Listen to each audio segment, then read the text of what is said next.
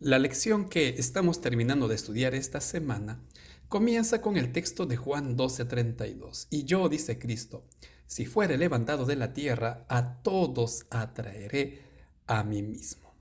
Seguimos hablando de Cristo. Vamos a continuar hablando de Cristo. Y esto, la verdad, está en toda la Biblia. La sexta lección, o la lección de estos días, lleva por título Más testimonios acerca del Señor Jesús. Seguimos reforzando el concepto de Cristo como el Mesías, Cristo como el Salvador del mundo, Cristo como el Hijo de Dios. Hijo en cuanto a un título, a una identificación, más no en cuanto a su naturaleza, es decir, a una naturaleza engendrada. Queridos amigos, bienvenidos al estudio de esta sexta lección, al estudio o al bosquejo de este material.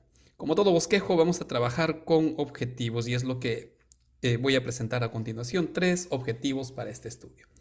Nuevamente hablaremos de Juan el Bautista, su testimonio, pero también su actitud frente a Cristo. En segundo lugar, estaremos viendo el testimonio del cielo o el testimonio del Padre. Y finalmente, ante tales testimonios, ¿cuál fue la respuesta de los hombres? ¿Cómo respondieron las personas ante las evidencias? Con estos 3 objetivos trabajaremos. Y por último, recuerden que estas diapositivas ustedes pueden descargarlas.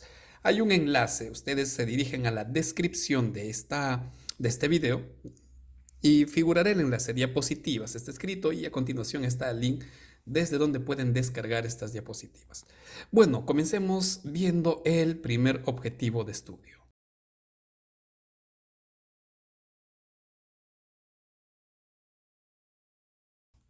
Juan, su testimonio y actitud. Esto es lo que vamos a ver, el testimonio de Juan el Bautista. Ya vimos anteriormente algo sobre Juan el Bautista, sin embargo, Juan vuelve a aparecer en escena, ya aquí ocurre algo interesante. Algunos de los discípulos de Juan el Bautista comenzaron a sentir celos de Cristo, de su obra y de sus seguidores, al punto que le dijeron, Maestro, ellos están bautizando más que nosotros. Jesús no bautizaba, lo hacían sus discípulos, pero el ministerio de Cristo comenzó a crecer y esto era normal. Y esto llevan a Juan el Bautista, vuelvo a repetir, con cierto celo. Mira, ellos están creciendo y nosotros como que nos estamos quedando un poco.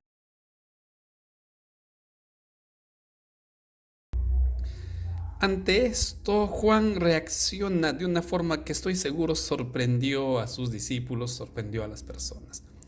En primer lugar, Juan el Bautista sabía quién era y cuál era su rol. Juan en ningún momento pretendió ser el Mesías, en ningún momento él pretendió ser el centro de atención. Juan sabía muy bien que él era el mensajero, él era el vocero, él era la voz que pregonaba, mas no era el personaje central en toda esta historia. Esto lo sabía muy bien Juan y en consecuencia podemos decir que Juan no sentía celos de Cristo, para nada. No vio rivalidad, no vio pérdida, no vio a alguien a quien confrontar. Juan no experimentaba esto, no sintió celos de Cristo. Al contrario, utilizando una metáfora del matrimonio, él manifestó que estaba contento. Contento no solo con saber que Cristo era el Mesías, sino también contento con la obra que él estaba realizando y contento con su identidad. Aquí tal vez vale la pena entender algo. Juan dijo, yo soy el amigo del esposo. Y para utilizar la figura sería pues Cristo es el esposo, la iglesia, su pueblo sería la novia. Juan tampoco se atribuyó derechos sobre la esposa, sobre la novia. Juan no se atribuyó ningún tipo de derecho sobre ella. Él decía, yo soy el amigo.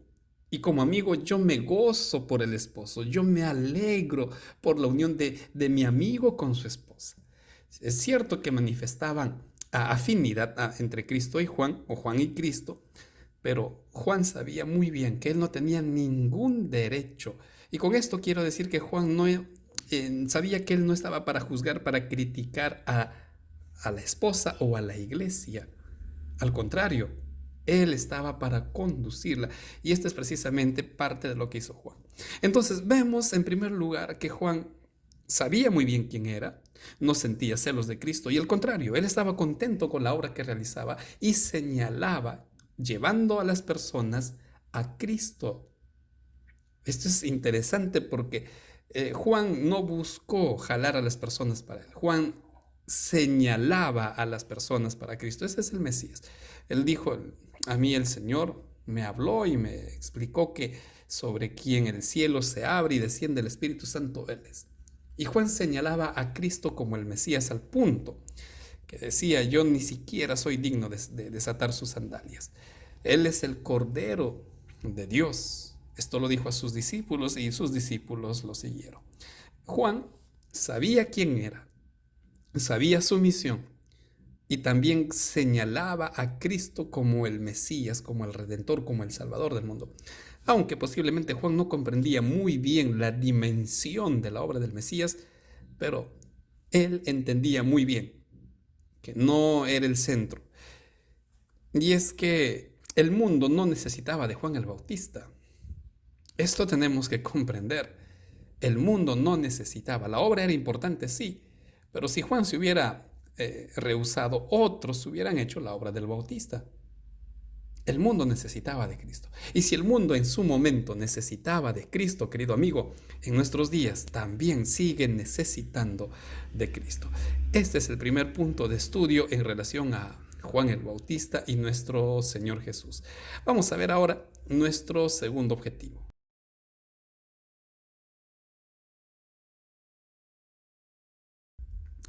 Hablemos del testimonio del cielo. Juan señaló a Cristo como el Mesías. Juan apuntó a Cristo como el Cordero de Dios. Juan identificó, dio testimonio que Cristo era el Mesías. No es lo único. El Padre también dio testimonio de quién era el Señor Jesús. En ocasión del bautismo, por ejemplo, recordamos lo que pasó. El Padre se manifiesta, Mateo 3, Lucas 3 y Marcos también cuenta esto. El cielo se abre, hay una voz que clama desde el cielo y también se manifiesta la presencia del Espíritu Santo a través de una paloma que descendió. Entonces, en forma rápida, acá podemos ver a las tres personas divinas, Padre, Hijo y Espíritu Santo. Pero hay una manifestación, en primer lugar, de que con el bautismo se estaba ungiendo a quien las profecías señalaban. Se ungirá al santo, el Mesías, que Mesías precisamente quiere decir el ungido. Entonces, en el momento del bautismo, Cristo es ungido. El cielo está señalando a Cristo como el ungido, como el Mesías. Y Cristo precisamente es otra palabra que también significa ungido. Entonces, ¿hay una manifestación acá? Sí. ¿Hay un testimonio de parte del cielo, de parte del Padre, que Cristo es el ungido? Sí. ¿Que el Señor Jesús es el Mesías? Sí. El Espíritu Santo confirma este testimonio. Por otro lado, el Señor Jesús también explicó que los milagros, las enseñanzas y aún su carácter eran una evidencia de que Dios estaba con él, de que el Señor lo había enviado, de que venía del cielo, que venía de parte de Dios. Entonces miren, hasta acá, ¿qué testimonios tenemos de parte del cielo? Primer testimonio, la manifestación audible del Padre, la manifestación visible del Espíritu Santo y las obras que Cristo estaba realizando eran una evidencia de que venía de parte de Dios. Esta evidencia lo estaba viendo y viviendo las personas en ese momento. Por otro lado, todo esto también era un testimonio del amor del Padre, porque a través de los milagros, a través de las enseñanzas, a través de su carácter, el Señor Jesús estaba testificando el amor de Dios, el amor del Padre. Entonces podemos ver que aquí hay un testimonio del cielo hacia el Hijo y del Hijo hacia el cielo. Asimismo, el Padre dijo de manera audible, dando testimonio, este es mi Hijo amado. Esto no lo dijo únicamente en ocasión del bautismo, por eso es que lo estoy colocando acá. El Padre dijo, este es mi Hijo amado, cuando ocurrió, por ejemplo, la transfiguración. Mateo 17:5 registra esto. Para el momento de la transfiguración solo estaban 3 discípulos a quienes Cristo les había dicho, ustedes no van a morir hasta que vean la glorificación y observaron precisamente la transfiguración. Ellos escuchan lo que el Padre dice, este es mi Hijo amado. Aquí quiero señalar y resaltar una palabra que dijo el Padre. A Él escuchen, a Él oíd. Escuchen a Cristo, escuchen a mi Hijo, escuchen al Mesías. ¿Por qué? Porque solo Cristo puede dar salvación. Porque la salvación solo puede venir de Cristo. Y no hay salvación en ninguna otra persona, en ninguna otra acción. Nosotros no podemos alcanzar la salvación solos. La salvación está en Cristo, en escuchar a Cristo en nuestros días. ¿Cómo escuchamos a Cristo? A través de su palabra, a través del estudio de la Biblia. El Padre nos diría en estos días, lean, lean, de Él investiguen, de Él escuchen a través de la Biblia. Entonces, para cerrar y redondear esta idea, el testimonio del cielo lo vimos en el bautismo, lo vemos a través de sus obras y también con la transfiguración. Testimonio que nos dice que Cristo es el Mesías. Vamos a ver el último objetivo.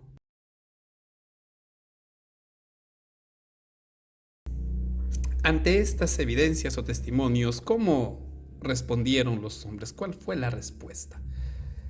Bien, hay algo que es importante entender, la comprensión correcta del Mesías y de su obra.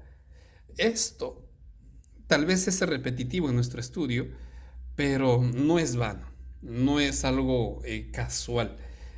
¿Por qué? Ya que en el tiempo del Señor Jesús, la obra del Mesías, la venida del Mesías estaba totalmente confundida. Las personas insistían que ellos necesitaban un Mesías de carácter terrenal. En otras palabras, ellos esperaban a alguien que solo satisfaga sus necesidades materiales. Llámese económica, salud, necesidades sociales, necesidades políticas. Esto es lo que ellos querían. Nosotros queremos a un Mesías terrenal. Claro, esperaban que el Mesías viniera del cielo, pero que únicamente apunte a necesidades terrenales. ¿Y acaso en nuestros días nosotros no buscamos a Dios únicamente, muchas veces, por cuestiones materiales? Y no nos damos cuenta que nuestra mayor necesidad es espiritual. Por eso cuando el Señor Jesús en Juan 6 habla, en Juan 7 también, que yo soy el pan del cielo, Él estaba enfatizando lo espiritual, Él estaba enfatizando su sacrificio, porque lo más importante era darnos salvación. La urgencia de la humanidad en los días de Cristo era salvarse del pecado. Y en nuestros días, queridos amigos, es igual. Nuestra mayor necesidad es salvarnos de la condenación del pecado. A eso vino Cristo y lo resumió muy bien con Nicodemo. El Hijo del Hombre vino para salvar. Esa fue su principal misión. Por eso les dice, ustedes tienen que comer de mi carne y tienen que beber de mi sangre. Estaba hablando de la crucifixión, momento cuando sería glorificado, y hemos estudiado esto lecciones anteriores. Cristo les estaba diciendo esto, voy a morir, mi sangre va a ser derramada, así como los corderos en el sacrificio eran sacrificados y su sangre era derramada, también yo voy a pasar por eso. Y cuando les dice, ustedes tienen que comer o beber, pues lo que les estaba diciendo es, ustedes tienen que aceptarme como el Salvador.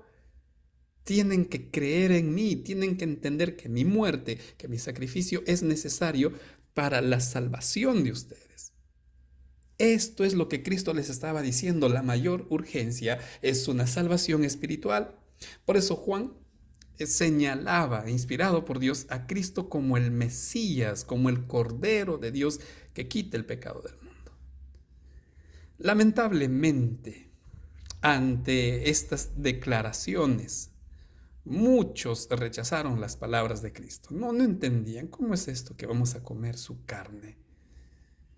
no comprendían, no querían comprender. Otros inclusive decían, ¿cómo el Mesías va a salir de Galilea? Las profecías dicen que viene de Belén. Ahora, Cristo sí nació en Belén. En Cristo se cumplió todas las profecías del Antiguo Testamento que hablaban de él. Pero la gente no quería creer. Lamentablemente muchos comenzaron a dejar a Cristo. Su atención, la atención de estas personas estaba limitada únicamente por los afanes terrenales.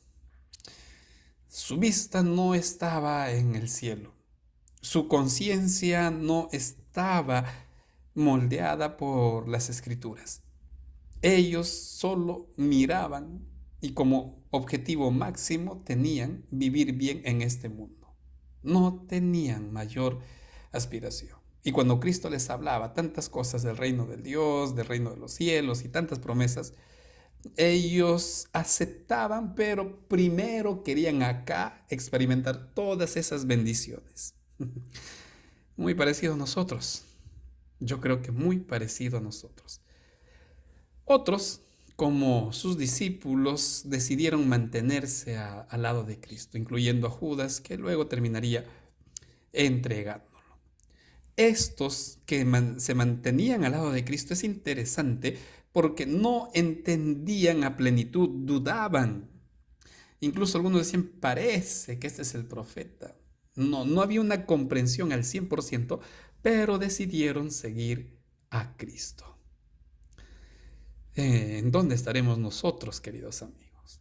Para ir cerrando esta idea, estando Cristo con sus discípulos, viendo cómo las personas comenzaban a abandonarlo, algo que habría entristecido su corazón, no porque él buscaba ser el centro de atención y eso era la ganancia, sino porque sabía que se estaban condenando. Cristo les dice a sus discípulos, ¿quieren acaso iros también ustedes? ¿Se quieren ir?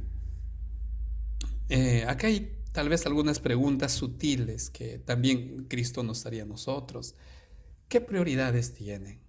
Acá las personas que se fueron han demostrado que sus prioridades son las cosas de este mundo. Que en lo espiritual el cielo no está dentro de sus prioridades. ¿O cuál es tu mayor necesidad? Mi necesidad, la que yo creo, mi mayor necesidad, será algo que es de esta tierra. Es algo que viene del hombre. Si es así, tengo problemas. Voy a terminar abandonando a Cristo, así como lo hicieron estas personas. Cuando Cristo les está preguntando a sus discípulos, ¿ustedes también quieren irse? Les estaba preguntando esto. Y Dios quiere, mejor dicho, nosotros permitamos que la respuesta sea la que le da Pedro. ¿A quién iremos?, le dice Pedro. Maestro, ¿a dónde vamos a ir? ¿A quién? Porque solo tú tienes palabra de vida. Tú eres el Cristo, le dice Pedro. Yo estoy seguro que esta respuesta llenó de gozo el corazón de Cristo, porque, vuelvo a repetir, los discípulos no entendían a plenitud. Recién cuando Cristo asciende al cielo, ellos comienzan a entender la obra de su Maestro, mientras no entendían. Y estas palabras habrán llenado de alegría el corazón de Cristo porque estaban en esa lucha de querer hacer bien las cosas. La pregunta nos haría Cristo también a nosotros. ¿Queremos seguirlo o nos afana aún este mundo? Cerramos este tercer objetivo, queridos amigos, y vamos a ver ahora el resumen de nuestra lección. En resumen, podríamos decir, Juan entendió que el Señor Jesús era el Mesías y el mundo necesitaba de él. Dios señaló al Señor Jesús como su Hijo, como el Salvador de este mundo. Y por último, nuestra mayor necesidad es la de un Salvador, es la de Cristo. Por ello, para ir cerrando, ¿qué tenemos que hacer? Recordemos que nuestro futuro está en conflicto. Sea vida o muerte eterna para ambos, dependerá de nuestra decisión. Aceptar a Cristo como nuestro Salvador es la única decisión que nos llevará a la vida eterna. Y aceptar a Cristo, recuerden, es oír su voz también, Pero oír su voz quiere decir estudiar su palabra. Por ello, querido amigo, estudia la próxima lección. Bienaventurados los que creen séptima lección de este trimestre. Con esto, queridos amigos, cerramos nuestro bosquejo, este breve resumen.